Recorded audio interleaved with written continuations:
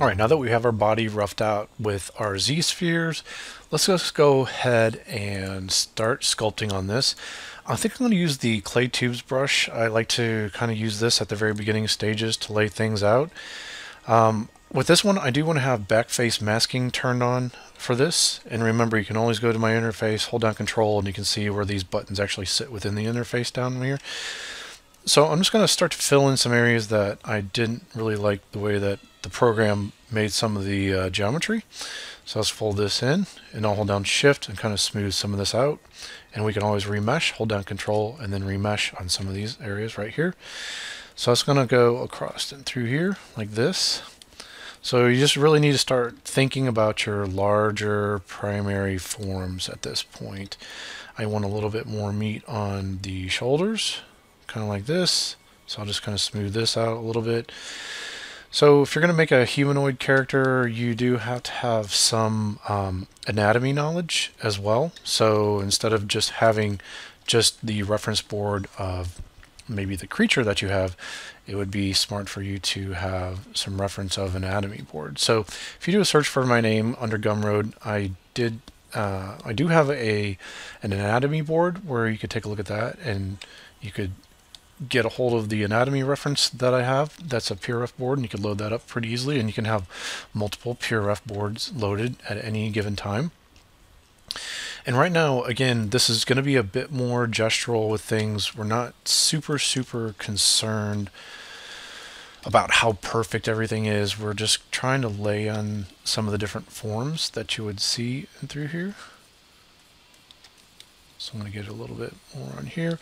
Now for my creature, he is going to have a shell on his back, so I wouldn't say I wouldn't worry about this. I personally like to create everything with like there's a naked version of the body underneath, and then that way I can always add on top of that. And if I know everything's kind of working fundamentally without the accessory parts added to it, then I just think it's possible for a stronger design at that point.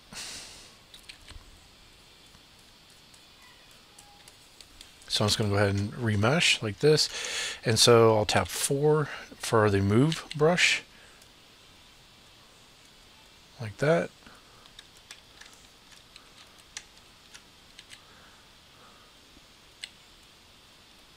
And I'll go ahead and pull this out. Like this. And again, I want to get weight underneath there. If I use the inflate brush, whoa, that's a little bit too much. It's inflating the entire character. Let's see here. See if I get it just on that part. Yeah, I'm not sure it was inflating the entire character. Let's just do this here. And I want to flatten off the feet of this as well. So I'm just going to pull this out a little bit. I'm using the move brush to kind of pull this out.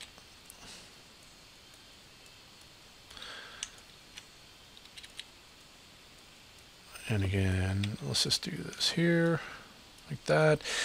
And to flatten out the feet, what I can do, there's a couple different ways I can do that. If I go to the side, I'm just going to tap P to turn perspective off. And I do have a trim curve brush. I'll hit OK for that. Hold down Control and Shift, and then drag out this direction. And you can see the shaded side, it's going to cut off down below that, just like that. I think that's probably the easiest way to do that. Now I'll tap P to go back into perspective mode. I'll remesh, and that should just flatten the bottom. I'll just smooth that out just a little bit like that. So now if I put it on the move brush, and I'll pull this within, right here like this. Okay, and I want to give just a bit of, let's put this on here. I'm going to put it back on clay tubes, and I'm going to build up some muscle structure for the forearm right in through there, just kind of like that, and give a little bit of meat in through here. I'm going to build up a little bit of a shape like this for an elbow, just like that. And I think that's going to look pretty decent for a starting point. And then now for fingers, I don't think I'm going to do entirely too much with this. I do have the snake hook, and we haven't really used this brush at all for anything. This one's kind of neat where you can click and drag out. If you do it really far, you can do something like this, and now if we remesh, you can get a piece of geometry like that. I'm just going to use it kind of like this to pull out some smaller looking fingers. And then maybe I'll pull something out here for a thumb.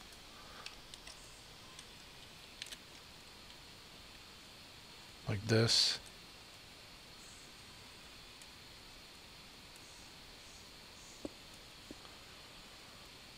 Right here, and then I'll remesh.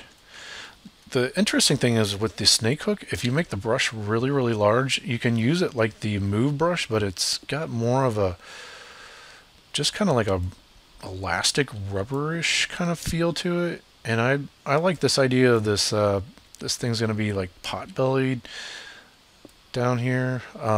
Again, I was saying I wanted it to feel a little bit more adolescent, maybe toddler like. And in that case, there are times whenever there's a maybe the stomach is a bit extended and a bit larger for that. So I was going to make this a little bit smaller and then pull out. I want a nice little point in here. Let's hold down shift and kind of smooth this out like this. And I'll pull my shoulders back just a little bit. So let's drag this out right here like this, and then this right here. And I think that's going to be a pretty good start to it. Again, if I only have one monitor to work with, I could use the see-through, and I could take a look at that and try to see through the object. The next level that I could go with at this, so this is definitely, you know, laying out our primary forms at this point. I can start to get a little bit more granular with this. This is going to start to make some things that look more like design, and I think that's okay at this stage. I'm still being pretty loose with this stuff and remeshing. The only thing I was going to say is the next level that we can go to is using Damien Standard, and we could start to carve out and define some of these edges a bit better, kind of like this.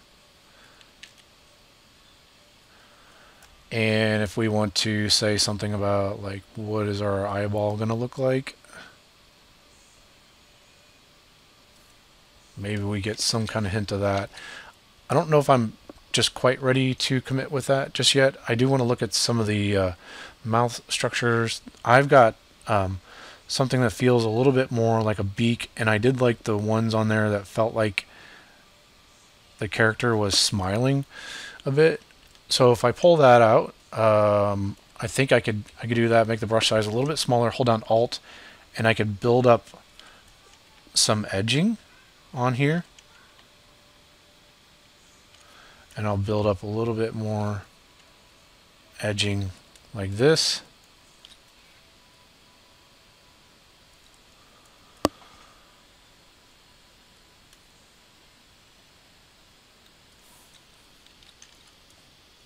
Okay.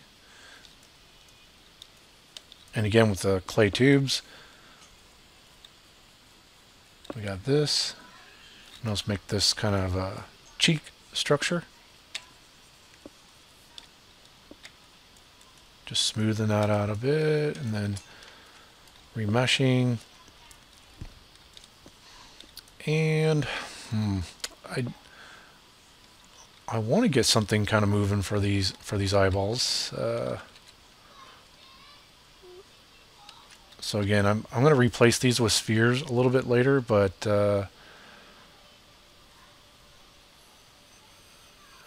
just want to kind of get the feeling of some of that. And then I just like lost the brush there. Okay.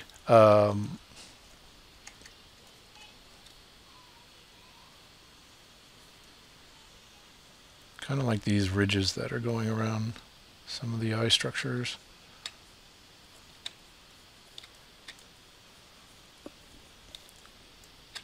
And then the one thing before I kind of lost the screen was I wanted to make a little tiny nose structure. So I just needed 2 little holes in through here. And if I use the move brush,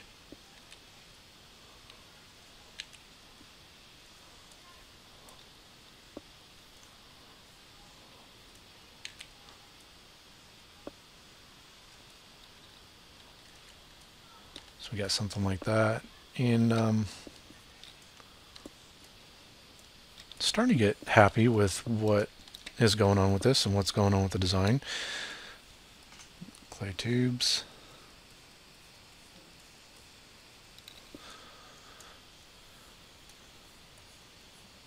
Again, I can use some bigger patches on mine. I know I'll turn these into kind of scales a little bit later.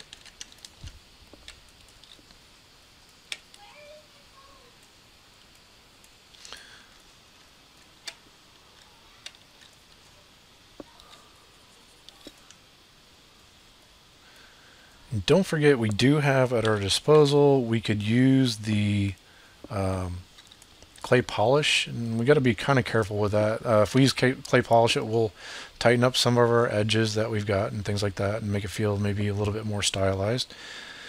But you got to be a little bit careful that you just don't wipe out everything that you've kind of sculpted. So just kind of be aware of that.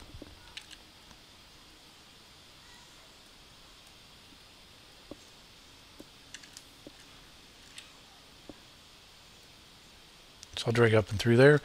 And then I think I'll call it for this particular stage. And this is just us taking our large forms and massing those out and roughing those out.